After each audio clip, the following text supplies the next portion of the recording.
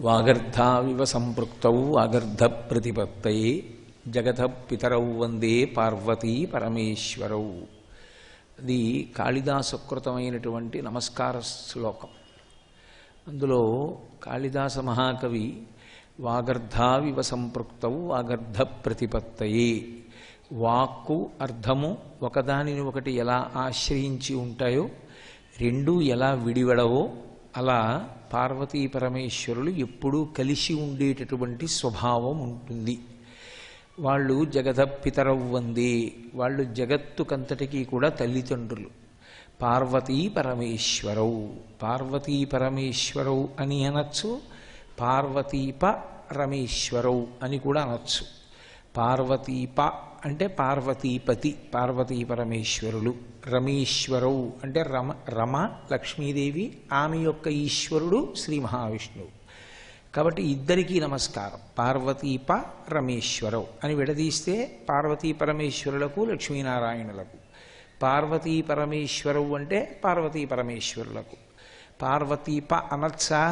అనొచ్చు. ఎందుకంటే సంస్కృత భాషలో ప ఒక్క అక్షరాన్ని చేరిస్తే పతి అన్న అర్థం వస్తుంది. ఎందుకంటే నృప అన్నాను అనుకోండి, నృ అంటే నర, ప పతి, నరపతి, నరులకు పతి రాజు. అందుకని నృప అంటే రాజు. ప అన్న ఒక్క అక్షరంతో పతి శబ్దం వచ్చింది కదా. అలా పార్వతీప అంటే పార్వతీదేవి యొక్క పతి. రమేశ్వరవు అంటే రమ లక్ష్మీదేవి, ఆమె యొక్క ఈశ్వరవు అంటే ఆమె యొక్క భర్త శ్రీ మహావిష్ణువు. కనుక పార్వతీ పరమేశ్వరులకు లక్ష్మీనారాయణులకు నమస్కారం. వాళ్ళిద్దరూ ఎప్పుడూ కలిసే ఉంటారు. వేదం పార్వతీ పరమేశ్వరుల యొక్క దాంపత్యం గురించి మాట్లాడుతూ ఒక మాట అంటుంది. శివా విశ్వస్య భేషజీ, శివా రుద్రాహ భేషజీ అంటుంది. శివ అంటే పరమశివుడు, శివా అంటే అమ్మవారు.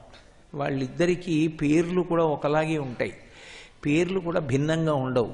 శివ శివా, భవ భవాని, రుద్ర రుద్రాణి, హంస హంసిని.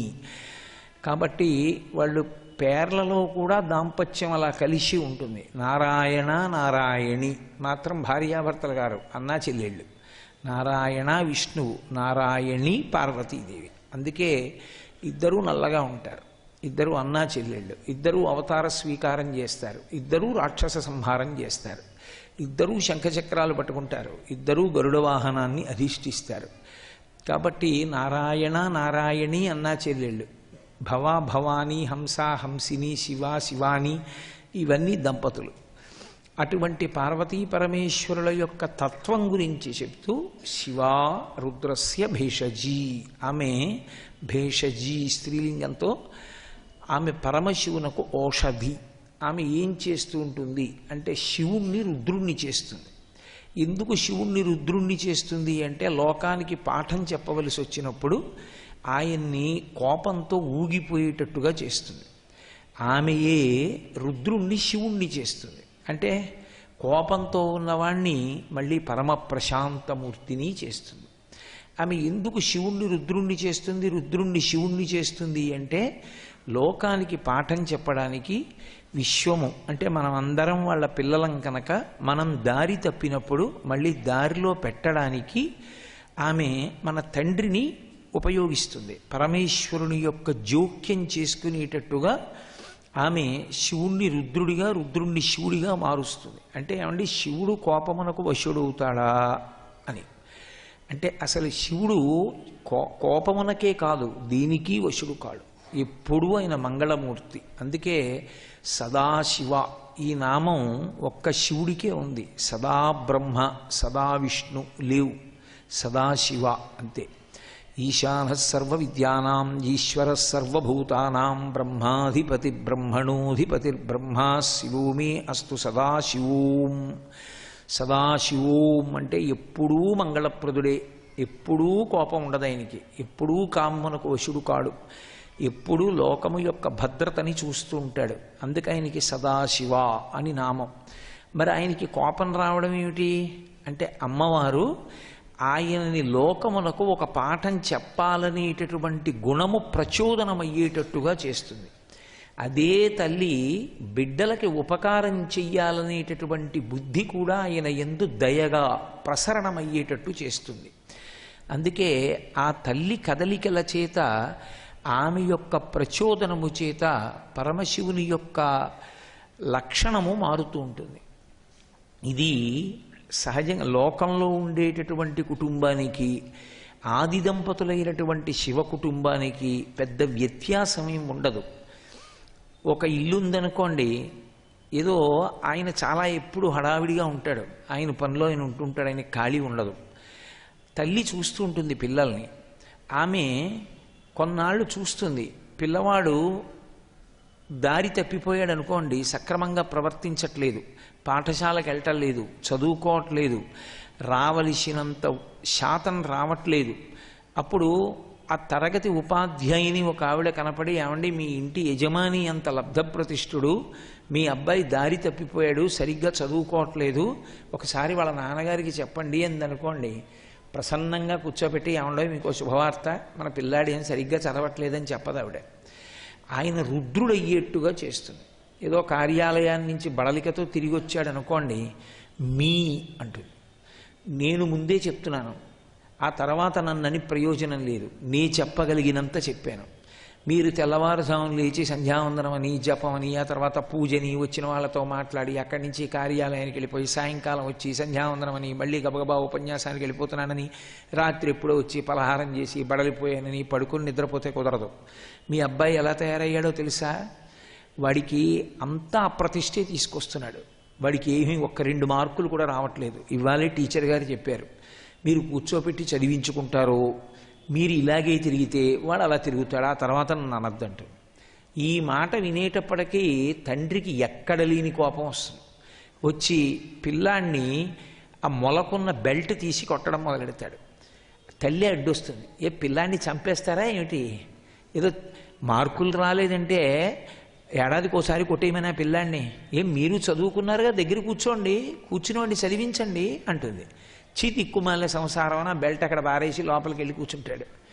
కాసేపు ఆగి మళ్ళీ వస్తుంది, కాస్త దానిమ్మ రసం ఇచ్చి, ఏమండి మొన్ననే కదా పిల్లాడికి చెవిపోటు వచ్చింది, అలా కొట్టేస్తారా, మళ్ళీ చెవి మీద తగిలితే మనమైనా బాధపడాలి, కొంచెం దగ్గర కూర్చుని చూడాలి, కానీ అలా ఎప్పుడో ఒక్కసారి కోప్పడతానంటే పిల్లలు ఎలా సంస్కరింపబడతారు చెప్పండి అంటుంది. ఆయన మళ్ళీ ప్రసన్నుడై నిద్రపోతున్న పిల్లాడి దగ్గరికి వెళ్ళి వాడి ఒంటి మీద తట్లు చూసి చాలా బాధపడి మర్నాటి నుంచి దగ్గర కూర్చుని పాఠం చెప్పడం మొదలు పెడతాడు. ఆవిడే ఇంటి యజమానికి కోపం వచ్చేట్టు చేసింది, ఆవిడే ఇంటి యజమానిని ప్రసన్నుణ్ణి చేసింది బిడ్డల క్షేమం కొరకు. అంతేకాని ఆవిడికి పిల్లల్ని కొట్టించడం ఆవిడ ఉద్దేశ్యం కాదు. ఆవిడ ఎప్పుడూ దయామూర్తియే. ఇంట్లో ఉన్నటువంటి ఇల్లాలికి ఆ లక్షణం ఉంటే, ఆమె సమస్త భూతములకు తల్లి కదా, ఆ బ్రహ్మకీట జనని కదా, ఆ తల్లి యొక్క పాత్ర కూడా అలాగే ఉండడంలో ఆశ్చర్యం ఏముంది. నిత్యాయ త్రిగుణాత్మనే పురజితే కాత్యాయని శ్రేయసే సత్యాయాద్య కుటుంబినే మునిమన ప్రత్యక్ష చిన్మూర్తయే అంటారు శంకరాచార్య వారి శివానంద లహరిలో. ఆద్య కుటుంబిని, లోకంలో మొట్టమొదటి కుటుంబం ఎవరిది అంటే పార్వతీ పరమేశ్వరులది. అయినప్పుడు మరి మనందరం బిడ్డలమైతే, ఆ బిడ్డలు దారి తప్పితే, దారి తప్పినప్పుడు మళ్ళీ వాళ్ళని సంస్కరించవలసినటువంటి కర్తవ్యత నిష్ట పొందవలసినటువంటి వాడు పరమశివుడే. దానికి అనుగుణంగా ఆయన్ని మారుస్తూ ఉంటుంది ఆవిడ. అది ఆ అమ్మకున్నటువంటి గొప్పతనం, ఆ దాంపత్యంలో ఉండేటటువంటి గొప్పతనం. 2, ఆమె మహా ఇల్లాలు, ఆమె పరమపతివ్రత. ఆమె ఎంతమందికైనా కుమార్తెగా వస్తుంది, కానీ ఆమెకి మాత్రం భర్త ఎప్పుడూ పరమేశ్వరుడే. ఏ పురుషుడైనా ఆమెని నాకు కూతురుగా రమ్మని అడగడానికి తప్పు లేదు, అడగచ్చు. ఎందరో అడిగారు కూడా. దక్షుడు అడిగాడు, దాక్షాయిణి అన్న పేరుతో వచ్చింది. మలయధ్వజుడు అడిగాడు, మీనాక్షిగా వచ్చింది. కాత్యాయన మహర్షి అడిగారు, కాత్యాయినిగా వచ్చింది. భృగువు అడిగాడు, భార్గవిగా వచ్చింది. జనకుడికి జానకిగా వచ్చింది. అలా వృషభానుడికి రాధాదేవిగా వచ్చింది. హిమవంతుడికి హైమవతిగా వచ్చింది. ఎంతోమందికి కూతురుగా వచ్చింది. కానీ భర్త మాత్రం పరమేశ్వరుడే.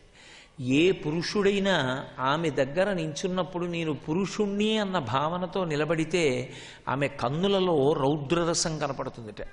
అమ్మా నేను నీ కొడుకుని అని నిలబడితే ఆమె కళ్ళల్లో సంతోషం కారుణ్యం కనపడతాయిట. శంకరాచార్యులు వారు సౌందర్యలహరి చేస్తూ శివే శృంగారార్ధ్ర తదితరజని కుచ్చనపరా అంటారు. పరమశివుడు కనపడితే ఆమె కళ్ళలో శృంగారరసం కనపడుతుంది. ఇతరులైనటువంటి మగవాళ్ళు మేం పురుషులము అన్న భావనతో ఆమె ముందు నిలబడితే ఆమె కళ్ళల్లో రౌద్రరసం కనపడుతుంది. అంతటి మహాపతివ్రత ఆ తల్లి. అటువంటి తల్లి యొక్క విశేషాన్ని, పరమశివుని యొక్క దాతృత్వాన్ని, ఆయన లోకానికి చేసేటటువంటి ఉపకారాన్ని అత్యద్భుతంగా 2 ఘట్టాలలో ఆవిష్కరించారు పోతన గారు భాగవతంలో. రెండూ ఒకే స్కందానికి చెందినవి కాకపోయినా పార్వతీ పరమేశ్వరుల యొక్క దాంపత్యము మనకి తల్లిదండ్రులుగా ఎలా ఉంటుంది అన్న విషయాన్ని పరమాద్భుతంగా ఆవిష్కరించినటువంటి ఘట్టాలు. ఆమె ఒకానొకప్పుడు దక్ష ప్రజాపతికి కుమార్తెగా వచ్చింది.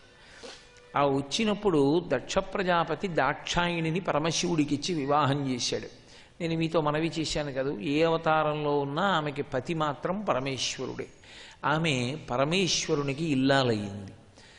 వాళ్ళిద్దరూ సంతోషంగా ఉన్నారు. దక్ష ప్రజాపతి కూడా సంతోషంగానే ఉన్నాడు. కానీ ఒక్కొక్కసారి అహంకారం అనేటటువంటి దానికి అవధి ఉండదు. అది ఎట్నుంచి పుడుతుందో, ఎందుకు పుడుతుందో, పుట్టిన అహంకారం ఎంత ప్రమాదకరమైనటువంటి పరిస్థితికి తీసుకెడుతుందో చెప్పడం కష్టం. రామకృష్ణ పరమహంస అహంకారం గురించి మాట్లాడుతూ ఒక అద్భుతమైనటువంటి విషయం చెప్తారు. ఎద్దు హంబా అని అరుస్తుంది. బెంగాలీ భాషలో హంబా అంటే నేను అనిటే. నేను నేను అని అహంకరించింది కాబట్టి ఏనుగుని, ఆ ఎద్దుని బతికున్నంత కాలం కొరడా దెబ్బ తింటూనే ఉంటుంది. పుండు ఇక్కడే పుడుతుంది దానికి. ఆ పుండు ఒత్తిగిలించి కాడి పెడతారు. కాడి పెడితే అది నడుస్తున్నప్పుడు ఆ పుండు కాడి కిందకు వస్తూ ఉంటుంది. కాడి కింద పడి నలిగి బద్దలవుతుంటుంది. నడవలేక బాధపడితే తోక మిలిపెడతాడు. బండి కాడి విప్పితే అమ్మయ్యా అని వెళ్ళి పడుకుంటుంది. కాకి వచ్చి పుండు మీద వాలి పొడుస్తుంది. దానికి తోక ఈ పై మెడ మీదకి అందదు. ఆ తోక పెట్టి గట్టిగా కొడితే పుండు నొప్పి. ఆ కాకిని పోయేట్టు చేద్దామని తల విసిరితే పుండు కదిలిపోయి పోటు. ఆ కాక వెళ్ళదు. మళ్ళీ కాసేపు ఆగితే బండి కడతాడు. ఈలోగా కాసేపు పడుకుందామా, కాకి పడుకోనివ్వదు. ఇంత బాధపడి అందులోంచి నిత్తురు మాంసం కారుతూనే ఉంటాయి. అయినా అది హంబా అండం మానలేదు. అందుకని అది చనిపోయిన తరువాత దాని తోలు విప్పి చెప్పులు కుట్టి వేసుకున్నట్ట. కిర్ర్ కిర్ర్ కిర్ర్ అందిట. కిర్ర్ అంటే నాది నాది నాది అని. నేను నాది వదలలేదు. అందుకని దాని ఆ ప్రేగులు తీసి దండికి కట్టి దూదితో ఏకారు. ఏకినప్పుడు ఒక కర్ర పెట్టి కొడుతుంటే దూదితో కలిపి అప్పుడు దాని నరం తూహు తూహు అందిట. అప్పుడు నువ్వు నువ్వు అందిట. అప్పుడు ఎద్దుకి విడుదలొచ్చిందన్నారు రామకృష్ణ పరమహంస. నేను నేను అన్న అహంకారం అంత ప్రమాదానికి ఎడుతుంది అని. కాబట్టి ఒక్కొక్కసారి అహంకారం ఎందుకు పుడుతుందో, పుట్టిన అహంకారం అది చిట్ట చివరికి ఎంత ప్రమాదానికి వెళ్ళిపోతుందో మహాత్ములైన వారు కూడా దానికి వశపడిపోయి ఎంతటి ఉద్ధతితో కూడినటువంటి పనులు చేశారో, దాని వలన ఎంత సంకట స్థితి ఏర్పడిందో మనకి ద్యోతకమైనప్పుడు మనం అలా క్రోధానికి వశులు కాకుండా ఉండవలసినటువంటి అవసరం మనకి బాగా అర్థమవుతుంది. ఒకానొకప్పుడు బ్రహ్మవేత్తలందరూ కలిపి ఒక పెద్ద యజ్ఞాన్ని ప్రారంభం చేశారు. ఆ యజ్ఞం చూడడానికి అందరూ బయలుదేరి వెళ్ళారు. అందులో చతుర్ముఖ బ్రహ్మగారు వెళ్ళారు, పరమశివుడు వెళ్ళాడు. వెళ్ళి ఉచితాసనముల మీద కూర్చున్నారు. అందరూ కూర్చునుండగా చిట్ట చివర దక్ష ప్రజాపతి వచ్చాడు.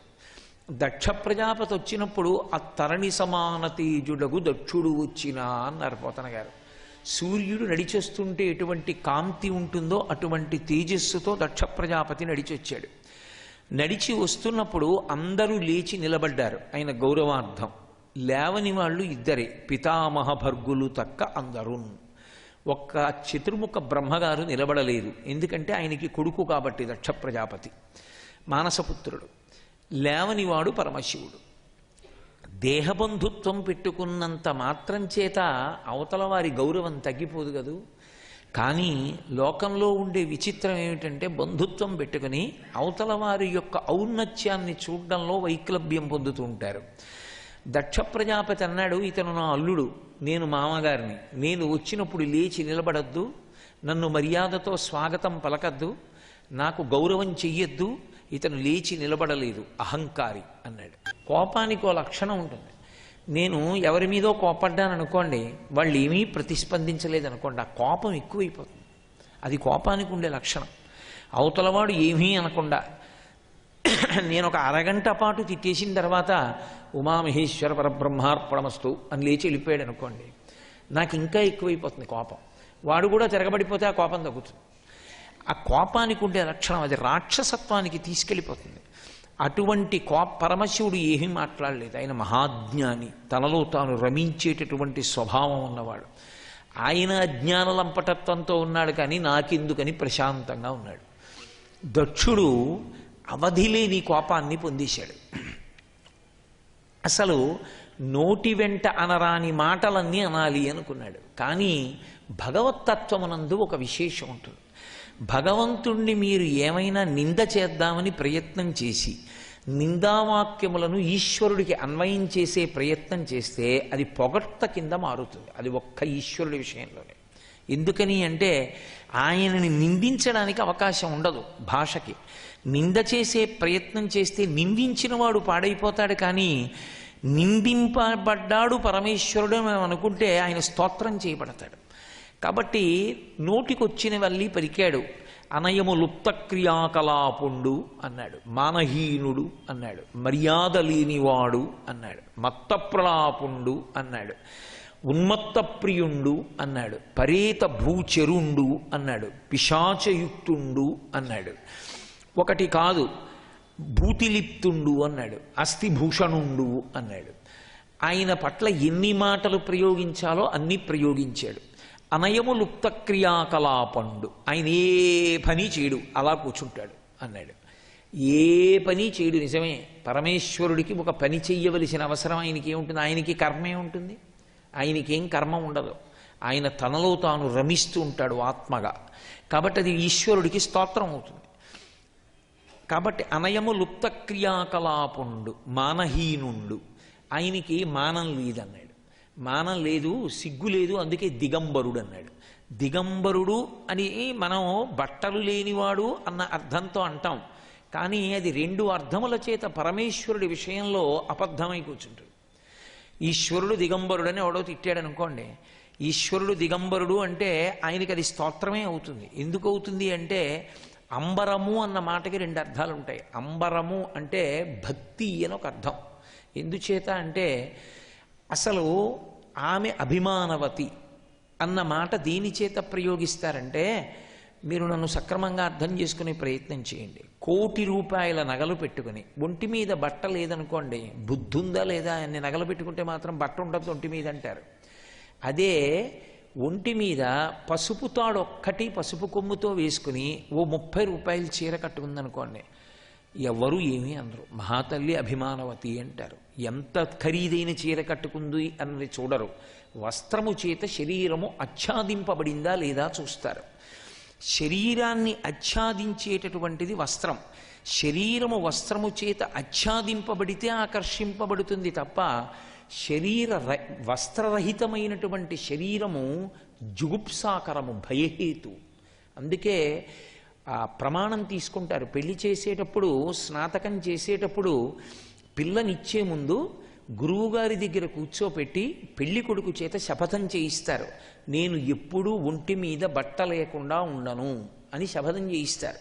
ఎందుకంటే దిగంబరత్వము అన్న మాటకు అర్థం ఏమిటంటే ఒంటి మీద బట్ట లేదు అన్న మాటకు అర్థం ఏమిటంటే ఎవ్వరి చేత ఆయన అభిమానింపబడడు, ఆకర్షింపబడడు. అందరూ అసహ్యించుకుంటారు అలా చూడగానే, చూడాలని కోరుకోరు అని.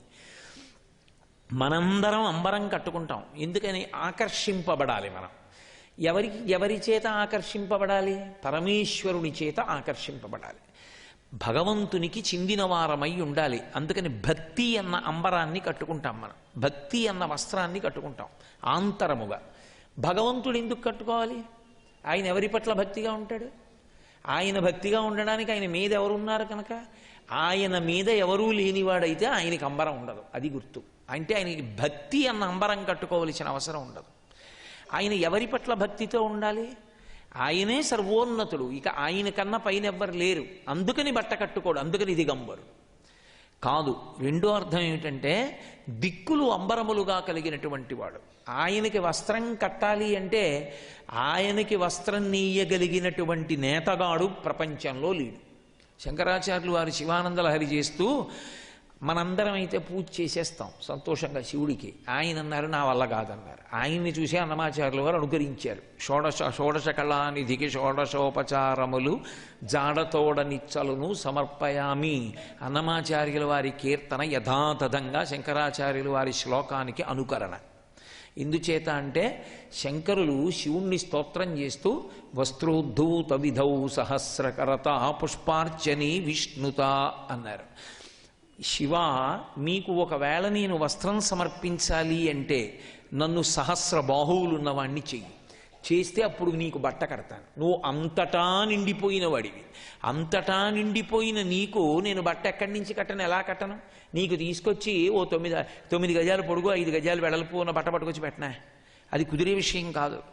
నీకు బట్ట కట్టాలి అంటే వస్త్రోద్ధూత విధౌ సహస్రకరత, నన్ను సూర్యుణ్ణి చెయ్యి. చేస్తే ఆ కిరణములు చేతులు అంతటా పెడతాయి కాబట్టి అప్పుడు నేను కూడా అంతటా చేతులు ఉంటాయి కాబట్టి నీకు బట్ట తిప్పుతాను, బట్ట కడతాను. కాబట్టి సహస్రకరత పుష్పార్చని విష్ణుత, నన్ను విష్ణువుని చెయ్యి, నీకు పూజ చేస్తాను.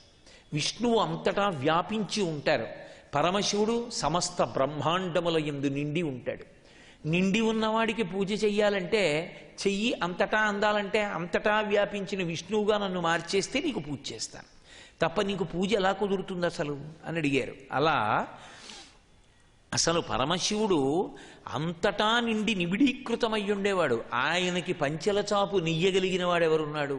అందుకని ఆయనకి వస్త్రం ఏది అంటే దశ దిశలే ఆయనకి వస్త్రం, దిక్కులే వస్త్రం.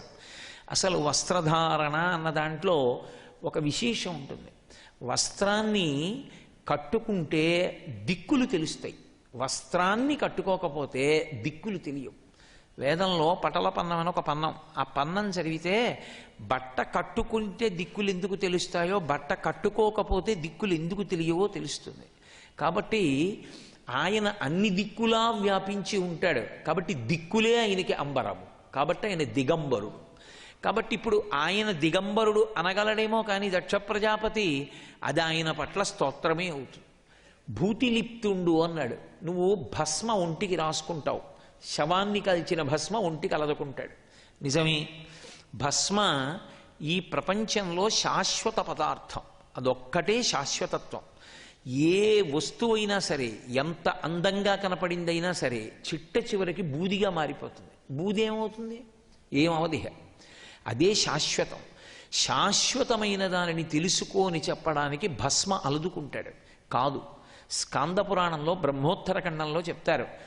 భ అంటే భగవంతుడు, స్మ అంటే స్మరణ. భస్మ శివనామంతో లలాటమునందు పెట్టుకుంటే అది కూడా ఇలా పెట్టుకోకూడదు. ఈ 2 వేళ్లతో ఇలా పెట్టి బొటనవేలు ఇక్కడ ఉంచి ఈ 2 వేళ్లు పైకెత్తి వేలు వెనక్కి రావాలి సమంత్రకంగా. అలా పెట్టుకున్నటువంటి భస్మ వల్ల ఎన్నో జన్మలుగా మరిచిపోయినటువంటి భగవానుడు స్మరణలోకి వస్తాడు, జ్ఞాపకంలోకి. సర్వం శ్రీ ఉమామహేశ్వర పరబ్రహ్మార్పణమస్తు. స్వస్తి.